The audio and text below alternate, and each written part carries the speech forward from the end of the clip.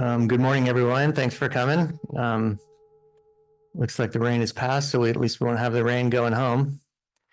It's great to be here and to be able to share my experience with being the driver for the Ngari Monks tour. As a little introduction, I've been a student of Lama Jinpa's since 2018. And my first contact with Dharma was in 1993. I was 28 years old.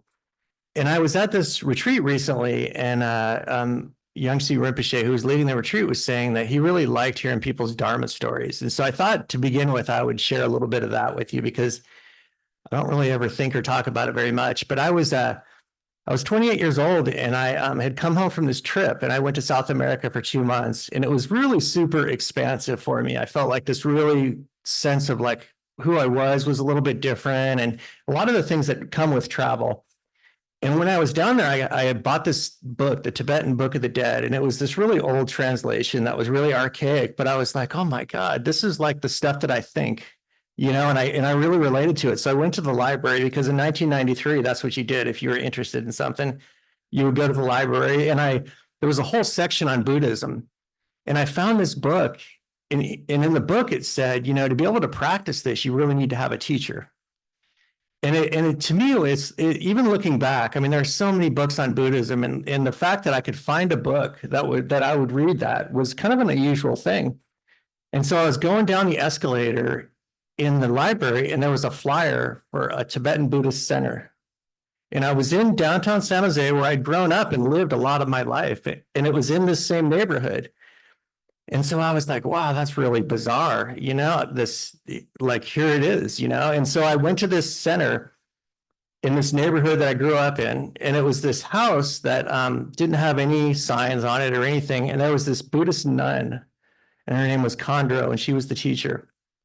And she was this English woman who, gave teachings on Lamrim and all these different kind of really typical, Tibetan Buddhist topics. And it was a residential center. And within 6 months, I was living in that center. And my whole world really shifted when I found like the Dharma. And it was like something ripened big time. And so anyway, here we are today, 30 something years later. And I took the Bodhisattva vows it was funny because it was on Easter of 1994. My mother was Catholic, and I don't think she was too thrilled. She didn't really say much about it, but she definitely wasn't very thrilled about it. So the Bodhisattva vows, we vow to become enlightened for the benefit of all beings, And so for me, it was the development and the beginning of that.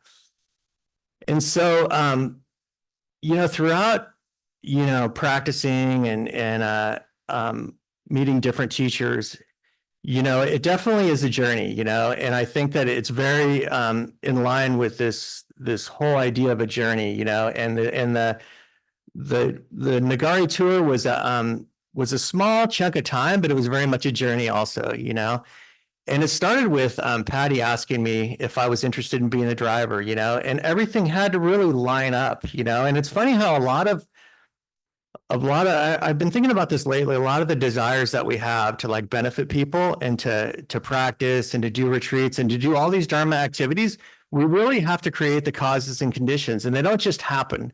It's because we've been doing something kind of all along to create the causes and conditions. And so when Patty asked me to do it, I had just decided to retire from work. I had all this open space, my wife was very supportive of it, and there was an organizational element that Patty, Connor, and Lama Jinpa, who were the board members of the Ngari Institute, really set up so that they could come and be able to share the Dharma with us. So I have to admit, though, I was very afraid. The fear, which kind of like dominates like a lot of parts of my life, that I try to just push back, and I try not to pay much attention to. But I had a lot of fear, and part of it was like I'm have a really regular kind of lifestyle. My wife and I have 2 kids, and we live in our house, and I sleep in the same place, and I eat the same food. And like, all of a sudden I'm going to be thrust into this situation that's really, a lot of things are out of my control. And but you know what I did was I tried to have some faith, faith in my own practice, faith in my teacher Lama Jinpa, and faith in the monks who I had never really met, before. And so anyway, with that, that was the beginning, of the tour. And so I had some instructions from Lama Jinpa. There's always instructions, right? When you're going to be undertaking some tasks. And my instructions were to treat the tour like it was a retreat, to also have the idea of you're going to create sacred spaces. And then the third one was treat it like a pilgrimage, and so with a retreat, I had some experience with retreats, and the idea with the retreat in my mind was, I'm going to keep some parameters, on like on the practice, I'm going to have some regular practice. Usually in a retreat you have sessions, but this didn't really match that because it was like there was a lot of unknowns and unstructured time. But I was like, well, you know what? I can recite mantras and I can practice and I can have some parameters. And then the creating sacred spaces was really interesting too. And I'll definitely elaborate on that, as we go. But it was like, we would show up places and sometimes they'd be like these empty buildings, and one of the spaces, the first space that we went to in Santa Ana was this big event place that had cement floors and it was almost like a place you'd have a wedding, And so we would show up and they would literally just transform it into this temple, and when they did the mandala here, they already came to a temple. So it was already created, but it was really a fascinating concept of creating these sacred spaces. And we saw a little bit of that at the Spiritual Life Center, or not Spiritual Life Center, but the other place that they were here in town. And so anyway, those were my instructions and from my side, what I was going to practice. And so with that, we created this I have a minivan, from when my kids were little, and I found many uses for it over the years. And my newest use was going on tour with the monks, and I've thought about selling that minivan many times, and I've been made fun of countless times for driving a minivan, but the thing is so useful. And now I can say I used it to transport monks, and my friend had a trailer at work. He loaned me his trailer, and so we loaded that trailer up full, and everybody piled into the minivan, and our first stop was in Santa Ana. And I have to say, before we even started, it was I felt like this feeling of being pushed into spaces that were uncomfortable, that I had to negotiate and try to figure out and find level footing. In the first couple of days, I picked them up at the airport. And we stayed in with some of Geshe Tsewang's friends, and we slept in a hotel room. All of us piled into one room, or several of us, And so, I was really sleep deprived. I'd been gone for just only a couple of days, but I was really tired. And there was this kind of we were really undecided about who was going to be driving first and who was going to be doing what, and there was, I wouldn't say conflict, but unease, because we're trying to figure all this out. And just after meeting Geshe Tsewang in a short period of time, we all got together and sat down, and we all got to express our positions. This is what I want to do, and it was Eli and I, and Eli was like, well, this is what I want, and Geshe Tsewang just kind of listened to both of us, and then and he said, well, you know what, like, this is what's going to be best for the tour. And we all just kind of calmed down, and we're like, all right, and it's like where I came from in my family, when we had arguments and we had disagreements, it wasn't like that at all. There was a lot of conflict, and somebody would storm out, and it was just really interesting, the vibe that he brought to the tour. And that was the beginning of it. It was like, all right, what's best for the tour kind of thing. And so, I thought, even to begin with, maybe some people aren't very familiar with the Ngari Institute, and it would be good to kind of like introduce, the purpose for why we're doing this, and so, Geshe Tsewang was a monk that originally went to Sera Monastery, and there's a little bit of a tie with Sera Monastery and some of the stuff that we're doing here. Geshe Damcho went to Sera Monastery, and Lama Jinpa was ordained and spent time there. Connor spent time at Sera, and a lot of the monks that come here that give talks also have come from Sera. Not all of them, but some of them. And so that was a really cool connection, and then, the Ngari Institute is actually way up in northern India, and you have Nepal on one side, you have Pakistan on the other, and then Tibet is north of that, and it's kind of a small finger of India that goes up into the Himalayas. And so Ngari Institute is at 12,000 feet. It's kind of unique in a lot of ways too. A lot of times when people come through on tours, they're trying to support the monastery. And the Ngari Institute's different in the fact that it's a school for kids, for the region, and they're also young monks and ordained people that live there. But it's an institute that has roughly 80 kids that it supports. And a lot of the kids come from disadvantaged families, orphans, or kids that wouldn't otherwise be able to go to school. And so in my mind, I was like, man, this is an amazing thing that we're able to do something for somebody like halfway around the world, that we've never even met, but we have this kind of connection through Lions Roar Dharma Center. And that's the other thing too that really came across this as an important part of this tour, was that I really felt the need to be able to do something from a Dharma standpoint to benefit other people, and a lot of times we sit and we talk about that, but what can we really do to benefit people, and I think even our programs, everybody here, a lot of people participate, even just cleaning the bathroom and doing the little things around here is really a way to benefit people in the Dharma. And this was another example of that, and I had a wish to try to do something to benefit other people. And it was all right, here's what I can do. And so, Geshe Tsewang and the Ngari monks come to the US in these tours that to raise money for these kids to be able to go to school. And they have, there are several children that have been able to go on to higher education, and this is all coming from the website, where they've been able to train as engineers, Tibetan doctors, psychologists. Some are studying higher Sanskrit and trying to get higher levels of education through that.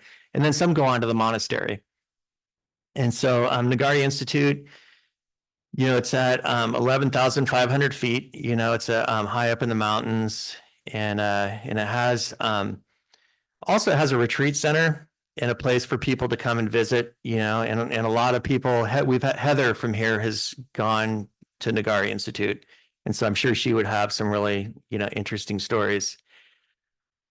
So with that kind of gives us the, the background and what the tour is all about. And so so we started out in the van with the trailer, and I have to say that I was super nervous about driving this van with the trailer, and Bill gave me a little prep, how to back it up. And I'm just really nervous. And so we're driving down I-5 and I'm like, oh, I can do this. I can do this. And Geshe Tsewang, every time we would get in the car, he would start reciting mantras. And at first I thought, I didn't realize that he did that every time, but the first time he did it, I was like, are we going to need this? But no, it was every time. And so he had this little thing that he would do. And so then, I was feeling pretty confident, and I'm driving down I-5 and we're coming into LA, and I'm like, man, this is the test, LA traffic, this trailer. And so right as we're coming into LA, Tenzing, one of the monks, said, hey, let's go get some Starbucks. And I'm thinking in my head, are you freaking kidding me? How am I going to drive this trailer in downtown LA and even find a Starbucks? And I was like, and I was like, all right, let's do it, And I found a place to park, and we're drinking coffee, and I'm just like, oh my God, So, it was just having faith, having faith in yourself and in the process. And, we made it to Santa Ana, and we show up, and like, we're in this big kind of like business complex kind of building. And that's where we slept, where we did the mandala, and there were all these businesses there. And the person who originally was going to sponsor the trip, the event for this week-long, sand mandala, it was a different person that showed up, and there was all this unsettledness, but watching Geshe Tsewang navigate the unsettled was really amazing. And I don't really know what was going on up inside his head, but I got to just see the external. He never got upset about it. He never he just kind of naturally went with what was going on, and I think his motivation, in my mind, he never really lost track of his motivation, and his motivation was to benefit people, and like one way or another, regardless of who showed up during the day or who didn't, his goal was to benefit people, and it didn't really matter, what happened externally, And so we set up, we created this really beautiful space, and it was the Vietnamese community in Santa Ana that sponsored the trip. And they showed up and like just helped and set everything up. And their the thing that really stood out to me was their reverence, and their faith, and their ability to just have so much respect, and it just it was a different flavor than what I'd seen before, And so we set up, and originally there weren't that many people, but we got all the stuff set up. It was the first length of the trips. There were a lot of things to get, and that was my job. I would go out during the day and have a list of all these different things to get.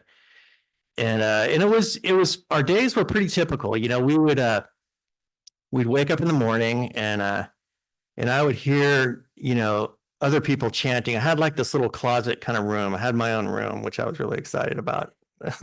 my space, I'm really, it's all about having your space. And I would hear people chanting. And so I would do my practice, and then we would have breakfast, and it was this kind of hodgepodge of things that people brought, that was the other thing, food. I'm really kind of weird about like having the right food. And, people just brought all this different food, and there was this real communal kind of mentality.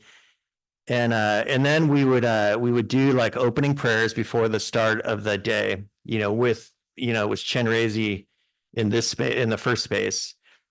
And so the energy would start, we'd start to build the energy in the space, each day, and then everybody would go to work working on the mandala, and then I would go and get the different items that were needed, and it was, it's really cool to have purpose, and I think a lot of times, we lack purpose, and people lack purpose, and I felt like, man, I got this job, this is my Dharma job, And so each day, more and more people would show up, and it wasn't really a big deal. It was like, we just keep doing what we're doing. The other thing too was pretty interesting was that this was all supported by volunteers, and I've been on the other end of volunteering, but I haven't really been on the other end of receiving.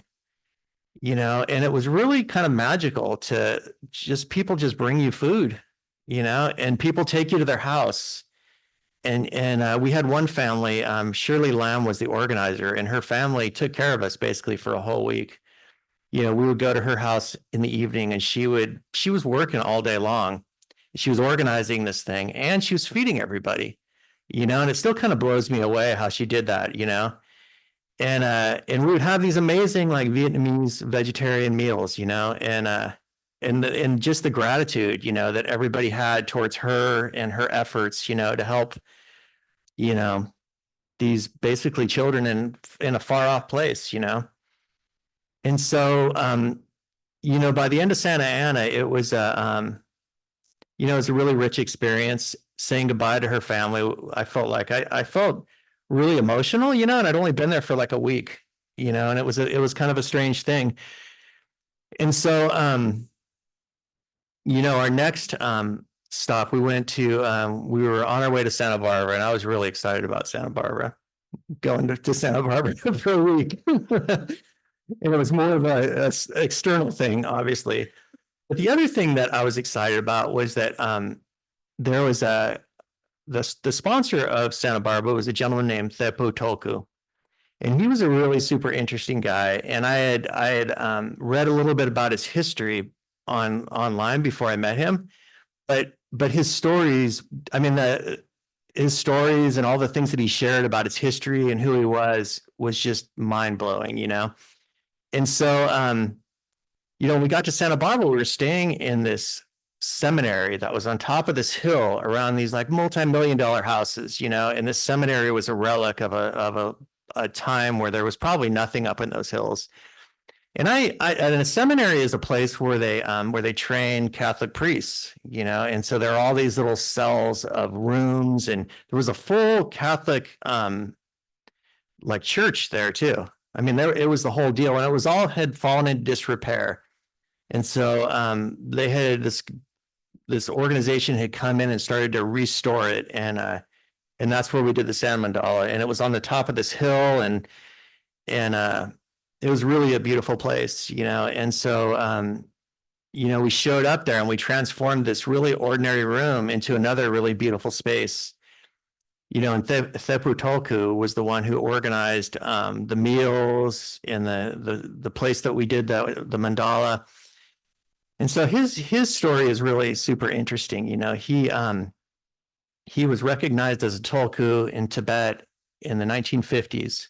You know, and and from the history that, you know, the Chinese invaded in 49, and so he was recognized in the 50s, and then he left Tibet in 59 when the Dalai Lama left. So he was only a little kid, like 5 years old. And so he ended up in India, and he ended up in a school called the Tulku Home School. And so what happened was when everybody ended up in India, a lot of the Tibetans went to these different camps. And there was a woman named Freda Betty. Her name is Fredi, Betty. And she was an English woman. And she decided that, you know what, that we need some special education for the Tulkus, because they need to be able to have like an education, you know, because everything's all in disarray. And so she brought all these recognized Tulkus and young teachers, and she housed them in a school, and she taught them English and mathematics and all these different things. You know, and her history is really interesting too. She was one of the first ordained sangha members from the West. You know, and she came from Oxford. She married an Indian man, and it was in India during you know, the partition of India and you know, the movement with Gandhi. I mean, she was in all these really crucial places at the right time. And she described herself as a social worker. And so she brought all these Tulkus together, and she started to teach them English. And Theppo Tulku was one of those Tulkus. The other thing too is Trungpa was there also.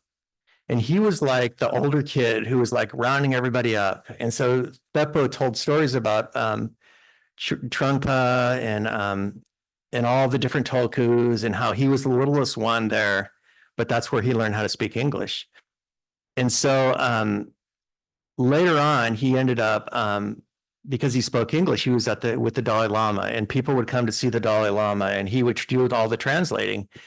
And he said, oh yeah, all these hippies, these guys, these raggedy looking guys would come, and he would, the Dalai Lama would have an interview with them. And then he would send them all to Lachi Rinpoche. And I met Lachi Rinpoche at Vajrapani in the 90s. So he would send them to Lachi Rinpoche. And then Lachi Rinpoche would say, okay, if you're really interested in practicing, here's the program. And Theppo would translate. And so then eventually Theppo ended up coming to the US, and he was with a family in Washington, DC. And he worked at the Smithsonian. And he was part of the archival stuff, and he did a bunch of stuff around archiving Tibetan documents and different things. And so he was also part of the Dalai Lama's first visit to Washington, and so he told us the whole story around all these different elements and details of his life, which was really interesting. And the funniest thing that he said was, yeah, he said, I came to the US and I started to meet all these people he met in India that were the hippies. He said, now they were professors. They were like professors of Tibetan Buddhism. And they were like, normal people, the Robert Thurmans and Jeffrey Hopkins and all those type of guys. And so it was, and I listened to those stories, and I had some different connections with people. And he had known Losang Gyatso, who was a teacher that I had in Seattle, and then also the other interesting thing was too, he had a connection with Losang Gyatso, who was Lama's teacher at Vajrapani in the 80s.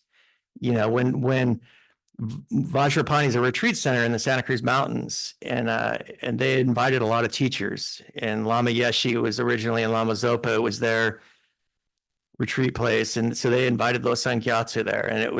And Thepo was saying it was a really chaotic time, and there was no structure, and there weren't buildings, and he wasn't there for very long. He ended up going to Monterey after that. But it was just interesting to hear him weave all these different, stories together. And so he was our sponsor in Santa Barbara, and he had lots of connections with all different kinds of people in Santa Barbara. There was like a Franciscan priest that came, and there were all these. They ended up having a interfaith dialogue with a lot of his friends and people from that community. And so with that, we did the Medicine Buddha sand mandala there. And, again, not too many people, but not a big deal. But little by little, by the time the weekend came, there were lots of people. And it was getting kind of close to the end of I was going to be on the tour for 2 weeks, and then Eli, who was going to be the other driver for the next couple of weeks. And so we were getting close to the end of my driving, and I, a lot of the time, it's funny because during the tour, there weren't a lot of teachings that were going on. There was a lot of chanting. I recited a lot of mantras like I was on retreat. We created these sacred spaces. The idea of a pilgrimage, I kind of wrestled with that one. How is this a pilgrimage? And what I came up with was that, these sand mandalas have a lot of really intense energy, and they're created in all these different places. We've had many created here. And I know from some of the other practices that I do, that when the sand mandala is created and when it's dissipated, that energy doesn't go away. And so some of these locations are kind of like a site of a pilgrimage, because a lot of really positive energy has been created. And in terms of the seminary, there's been a lot of activity there before too. And so they're kind of like sites of like being a pilgrimage. And so the other thing that I thought a lot about too, not having gotten teachings, but having observed a lot, was that during the course of the creation of the sand mandala, lots of people would come to see Geshe Tsewang, and he, people would have all these questions, and they'd have all these concerns, and I was really watching it from afar. I wasn't really there listening to what they were saying to him, but I was observing, and my observations were, it seemed like people would come to him with all these concerns, and he would really listen to them. And I think I even told Matthew the story when I came back. I was like, it was like magic. They would tell them their stories, he would listen, and then they would feel like there was some burden that was taken off of them. And we were laughing about it, because it's like, it's like magic for somebody to really hear what you're saying. That should be like the ordinary. But that was the gift that Geshe Tsewang gave to people. And from my mind, is what he really could listen and be open to what people were saying. And by people being heard, it was like it took the burden off of them somehow, and I kind of experienced that with myself too, when I had concerns. And so when I came home, I was telling Lama Jinpa this story, and he was saying, yeah, he's like a bodhisattva. I mean, that's what bodhisattvas are, and I thought to myself, wow, that's what bodhisattvas are. I mean, in my mind, I always think of some far off goal that's being achieved, but we're all on this path and we're all at different phases on the path. And being able to benefit people is our goal, right? I mean, we take these vows to like benefit, to become enlightened first, but also to be able to do it for the benefit of other people. And a lot of times enlightenment to me seems like this kind of far off thing, but really what we're wishing for is to be free. And we're also wishing for other people to be free, and it just, in those terms, it's like, it kind of simplifies things a little bit, and so, you know, I really liked that the input that Lama kind of gave me to help tie this all together. The other thing, though, that came through a lot with this trip was that I felt like I was constantly being pushed to the edge of what I was able to handle, and I played with that a lot, because I was like, by being pushed, I kind of am able to do more and my capacity is a lot bigger than I actually think that it is, and I wouldn't really know that until I hit that boundary. But at the same time, when I get pushed beyond that boundary, I'd kind of like lose it, it'd be like being on a bike and like crashing, and I definitely crashed a bunch of times. Just ask Patty. And so, yeah, playing with that. And Lama always says, give 49%. And I'm always confused by that. I'm like 49%, but I think the whole point is that being able to know your limits. I mean, we have to know what our limits are, because when we go past them, then we have to know to be able to pull back. And I really like what like the advice that Geshe Tsewang gave to Sue Forrester. We were talking and sharing stories, and the advice to her, and I asked her if it was okay to share this. The advice that he gave to her, she said that she feels so overwhelmed because there are all these things she's trying to balance in her life. And how do you know what to prioritize? And he told her, he said, what you do is you just stop doing everything for just a minute. And you sit down and you close your eyes and you find some centering. And you just think, what is the most important thing that I need to do right now? And that thing will come to you. And then you just do that. And then you just do the next thing that seems to be the next important thing to be able to do. And I really like that advice. It's very like concrete and very like straightforward and easy. And so the other thing that I really thought about when I got home too was I thought, the Bodhisattva path, it's like we are given like all the tools. I mean, it's not like some abstract thing. We have this training that we're doing. We have all the tools to be able to like move along on this path, this journey. We talk about the 6 perfections. We've had some teachings on the 6 perfections recently. We have all the Lojong training, and it's it's really this kind of, and I have my Lamrim text here as support of like, to me, like that's the meat of it. It's all in there, laid out in terms of like how to practice the path. And then we have lots of reminders in the temple here. We have Manjushri on one side, and then we have Chenrezig on the other. And it's like, so, we're trying to develop this super intense compassion for people. And we're using wisdom to know how to like meet people with compassion, and we're training, and a lot of times maybe it feels like we're kind of like muddling through it, but we have a teacher here who's given us teachings that are super clear. And we have all the causes and conditions to be able to develop these traits within ourselves, and so it, I came home feeling really fortunate, that I have this place, this opportunity.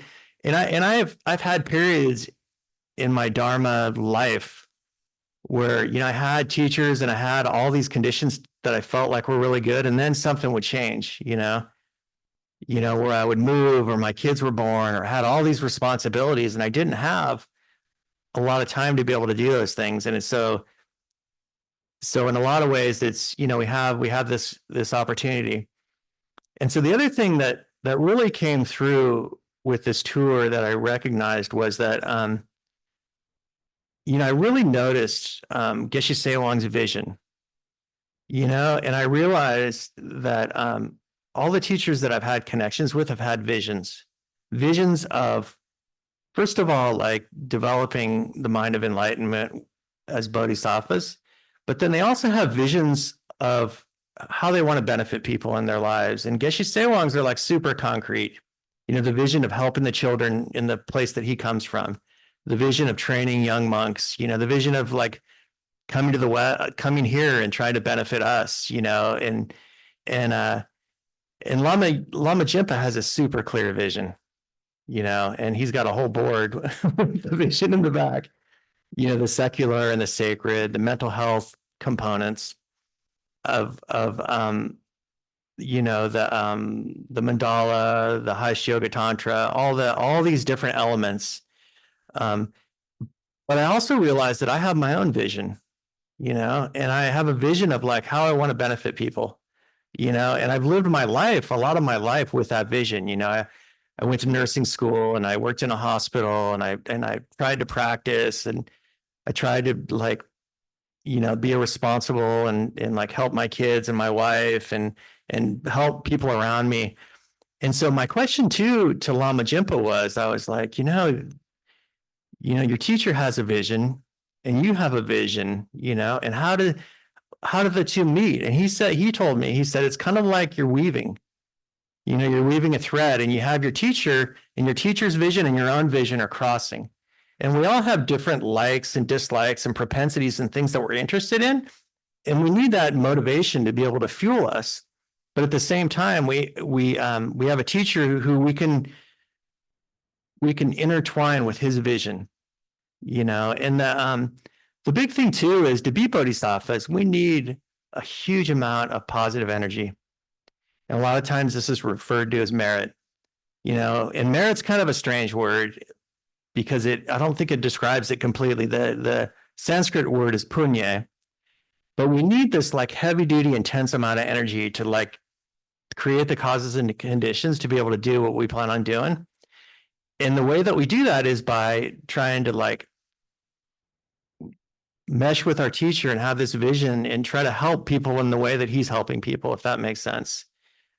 We also have the other thing too, is we're trying to clear away all these obstacles that we have. We have a lot of, heavy duty negative energy that we're carrying with us, so we're trying to purify, we're trying to generate a lot of positive energy. And again, we have all those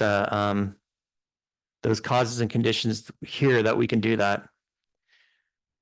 So, I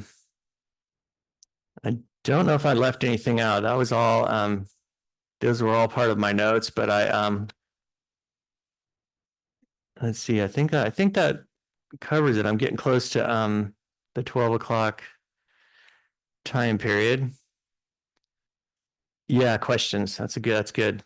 Questions. And also any comments. I mean, everybody had, some of us had different contact with Geshe Tsewang, excuse me, and the monks. And so it would be great to hear other people's stories, and their journeys or the experiences that they had.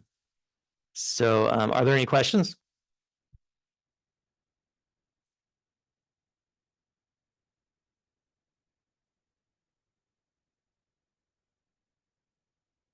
Thanks for the talk, Brad, and also for volunteering to do it. Would you, if you were asked to do it again, would you do it? Yeah, I think I would. I mean, I've kind of had the idea of being able to do it again. I think again, there's like a lot of things like need to line up. I don't, my even though I'm not working, I have a lot of free time. I have all these other obligations and things that are going on in life, and I would I'd love to be able to have the opportunity to do it again. I was curious. So you spoke a little bit about the sort of the transitioning into the trip, and I was wondering. So it's almost like, because it's a journey, right? So it's like you had these little bardo states, right? Yeah. Between your ordinary life, then there's the trip life, and then they're coming back. Yeah. And I was wondering if you could maybe speak to what it was like to come back to sort of ordinary reality and what lingered? What did you miss? What did you sort of, yeah, what was that? Yeah, difference like? that's a good question, because it was definitely hard coming back. And it's kind of like when you go on a retreat and you have all these realizations and all this energy and all these ideas, and you come back and you're just like, man, there are all these problems and all these things. And it was really like when I was on the tour, I felt like I had all this energy, and I was able to do things that I couldn't like normally do in my everyday life. And it was kind of like I thought of this analogy, and I don't know if it'll make sense, but when I was in my 40s, I had this midlife crisis, and I decided I was going to race road bikes, and I was going to, it was the Lance Armstrong era, and it was kind of a crazy thing because it was like super dangerous. And if I was in the middle of this pack, I could go faster and do things that I couldn't do on my own, and I felt like protected. And that's exactly how it felt like in this tour. It was like I felt like I had this energy that was coming from outside me, that I could sleep less and eat crappy food that wasn't maybe desirable. Sorry, I was just able to like function. And then right when I got out of the draft, it was like, oh no, no. Anyway, yeah, there's something that goes on in groups that that are magical. And I think we feel it around here a lot of times too. There's the support and the energy of the people around you, it makes a big difference. And so coming home was definitely a transition. Thanks.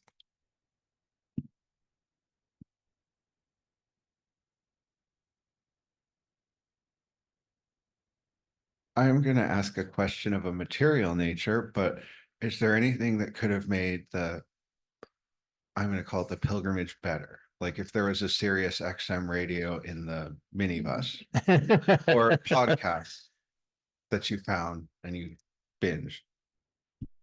I don't know. I mean, there was very much this mentality during the trip of just like focusing on like what's right in front of us. Like, and it was like, I'd always ask, well, what are we going to do tomorrow? And they're like, this is what we're doing right now, and I'd be like, well, what about next week? And so it was really, I think everything just like went the way it was supposed to go. And it was really that was a lot of that, maybe the energy was on like right now. It wasn't on like tomorrow. And I spend a lot of my energy thinking about tomorrow and next week. And so, yeah, I don't know. I mean, it all kind of, yeah, I can't really imagine like what could have been different, because it kind of what was. Thanks though. Brad, that was a great talk. Really well done. I just one comment I wanted to make is that you use the word tulku quite a bit, and people may not know what a tulku is, and maybe you could explain that. Yeah. So, I mean, I guess in the Tibetan tradition, people are recognized as like incarnate lamas, and the tulku is the term that's used for that. And so, I don't know the whole history of Thepu's like lineage and who he was recognized as. I mean, he's the Thepu tulku, so there must be a line of tulkus that are from that lineage. And I always thought it was interesting that, I mean, he was from Tibet in the old days. I mean, he's probably in his 70s now. And so anyway, that's what tulku means, is these reincarnate lamas that come back and continue to teach.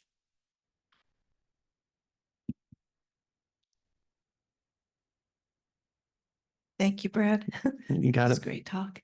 I just have a couple little questions. All right. And one is, how many stops total were there? So that's a good question.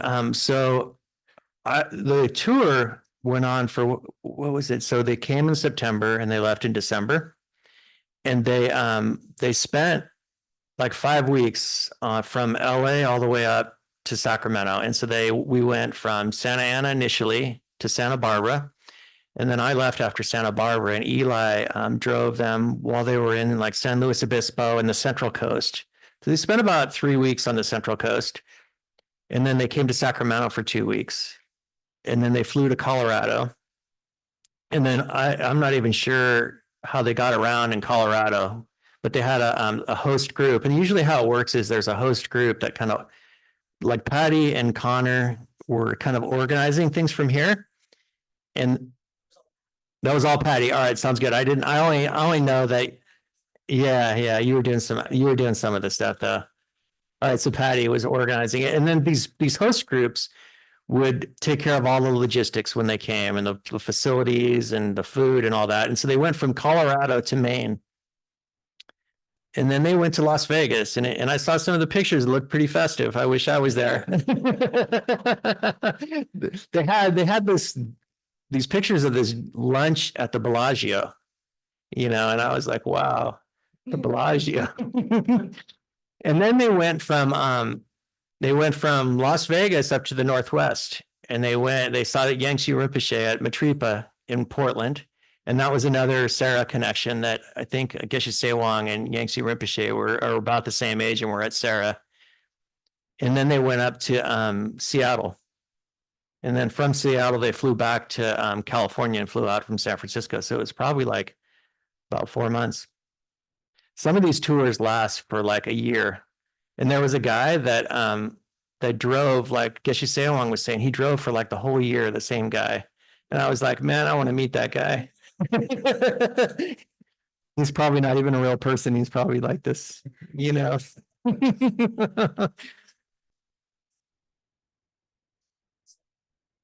don't think so, but he had some connection with them, but I don't think he was the husband. Yeah. No, I don't think it was the husband. It wasn't. Well, maybe it was the original host, but the person that actually hosted him was he wasn't the guy, because they kept confusing me with the old driver and calling me by his name. He must have had a similar look. So yeah, anyway, any other? Oh, sorry, go ahead, sorry. Actually, no, I got distracted. But were they at the Crocker? So that was another group, and actually Mike sponsored that group when they were at the Crocker several years ago. But there's a new group of Gen and Shartse monks that are supposed to be at the Crocker, or more recently were, right? Yes. Yeah. Yes. I heard about that, and I wondered if it was the same. Different group. Different. Okay. Yep. And then I promise, last question, and I want to make sure I heard correctly, but you said this was to benefit the Ngari Institute. Yep.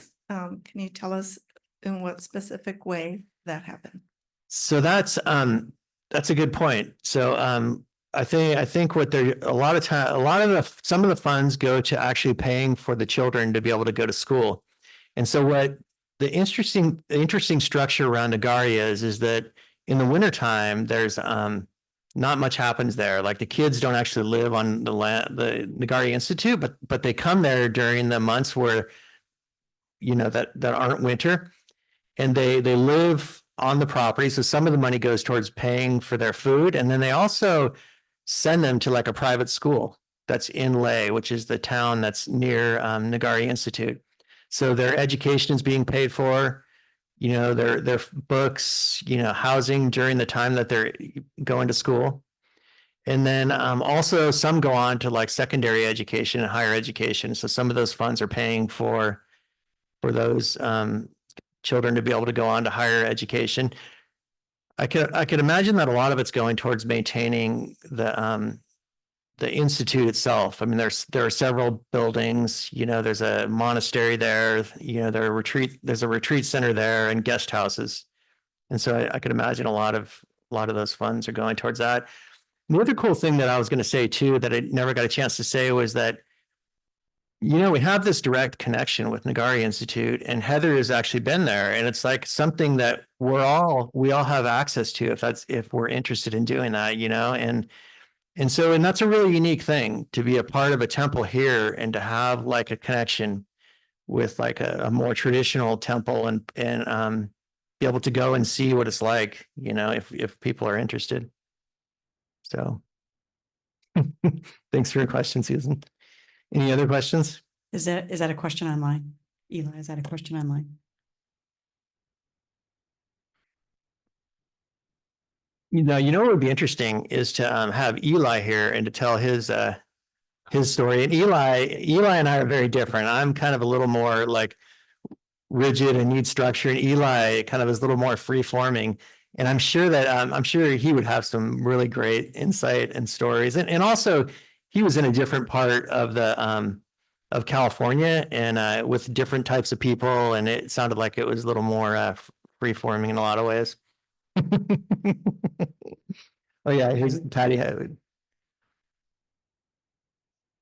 Oh yeah, you're right. You're right. Yeah. I just think, I know my hair is gray, but if you hadn't done what you did and Eli as well, it would be white because yeah, because to do such a thing was so generous, Brad. And Connor saying, giving me credit, but really, I did help, but the people, wherever they went, were the ones that really did the work. And what I just wanted to comment on, what you already commented on, is how Geshe Tsewang was just going with the flow of the different food, different kinds of people and things like that. And I think you're a lot more flexible than you realize, because I kind of know a little bit about the types of people and places he went, which, I mean, everybody, what I noticed was everybody that he met was his friend, including us, Yeah. He's just like, he has nothing but thank you to everybody that, anyway, when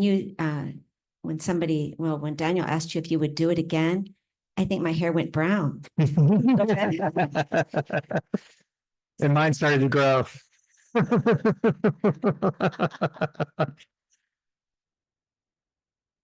All right. Well, thanks, everyone. Thanks. My super lame question is, was it the Jesuit seminary? I don't think it was Jesuit. And that's a good question. As a grown-up Catholic, I should know the specific. It wasn't Jesuit, though. I know that. No. Situate the seminary. Yeah. So I'm like, which seminary is that on the hill? Well, I'll show you later.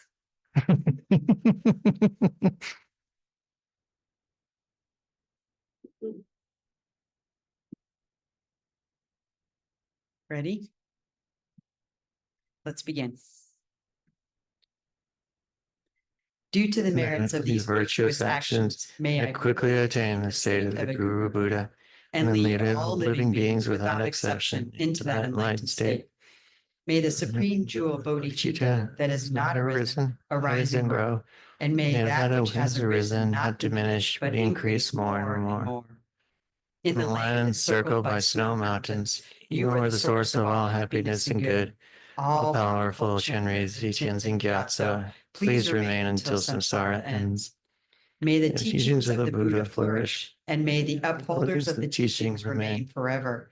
May all migrators achieve happiness, and may they fulfill all their temporary and ultimate goals.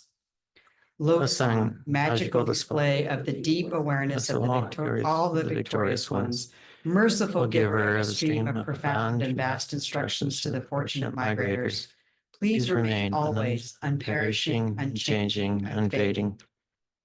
Avalokiteshvara, great treasure of objectless compassion, Manjushri, master of flawless wisdom, Vajrapani, destroyer of the entire host of Maras, Sankapa, crown jewel of the snowy land sages, Losang Drapa, I make requests at your holy feet.